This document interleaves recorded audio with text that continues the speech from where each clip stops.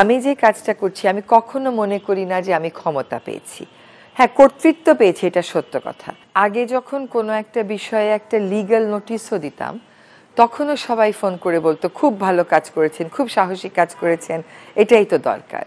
এখন যদি একটা সমস্যা ৮০ ভাগ সমাধান করে ফেলি, ২০ ভাগ বাকি থাকে, তখন ওই ২০ ভাগ নিয়েই মানুষ কথা বলে যে ২০ ভাগ তো হলো না। তো আমি যে কাজটা করছি আমি কখনো মনে করি না যে আমি ক্ষমতা পেয়েছি। হ্যাঁ, কর্তৃত্ব পেয়েছি, এটা সত্য কথা, কিন্তু আমারটা মোর দায়িত্ব। যখন দায়িত্ব হয় না, তখন এটা আপনার এনজয় করার বিষয় থাকে না, আপনার কেবল কাজ করে যাওয়ার বিষয় থাকে। তো আগে আমরা বলতাম সরকারকে, কোর্ট থেকে দাবি নিয়ে আদেশ নিয়ে আসতাম যে এই এই কাজগুলো করতে হবে। এখন ওই কাজগুলো আমার করার দায়িত্বটা পড়েছে। সেই কাজগুলো যখন সম্পাদন করতে যাই, তখন সেখানে প্রশাসনিক জটিলতা থাকে, আর্থিক জটিলতা থাকে, সেইগুলোকে মোকাবেলা করতে হচ্ছে। মানুষের প্রত্যাশার একটা চাপ তো আছেই। যেমন ধরেন, আগে আমি বালু উত্তোলন নিয়ে অনেক কাজ করেছি, পাথর উত্তোলনের বিরুদ্ধে অনেক লড়াই করেছি, কিন্তু এখন বালু হচ্ছে ভূমি মন্ত্রণালয়ের, পাথর হচ্ছে খনিজ সম্পদ মন্ত্রণালয়ের।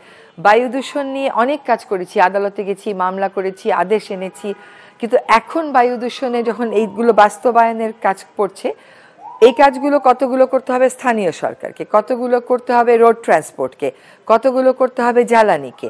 এখন আমাকে এই কঠিন সমন্বয়টা করে আনতে হচ্ছে। তার মধ্যে সরকারের আর্থিক চ্যালেঞ্জ রয়েছে।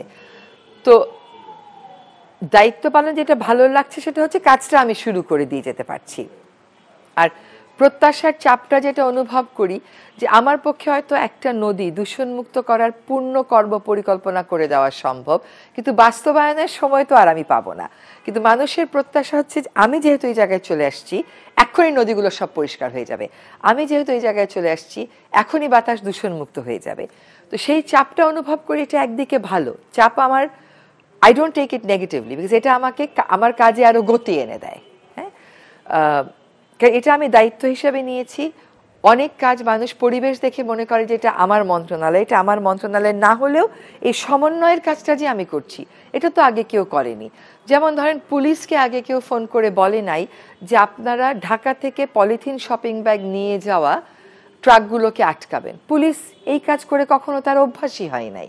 বা পুলিশকে কখনো বলে নাই যে নববর্ষের রাতের আগের ৩-৪ দিন পটকার দোকানগুলোতে অভিযান চালাবেন। এই যে কাজগুলোতে মানুষকে অন্তর্ভুক্ত করা, এইটাও কিন্তু আ স্টেপ ফরওয়ার্ড। এটার যখন পূর্ণ সমন্বয়টা হয়ে যাবে, মানুষ সুফলটা পাবে, তখন হয়তো আর আমি এই দায়িত্বে থাকবো না।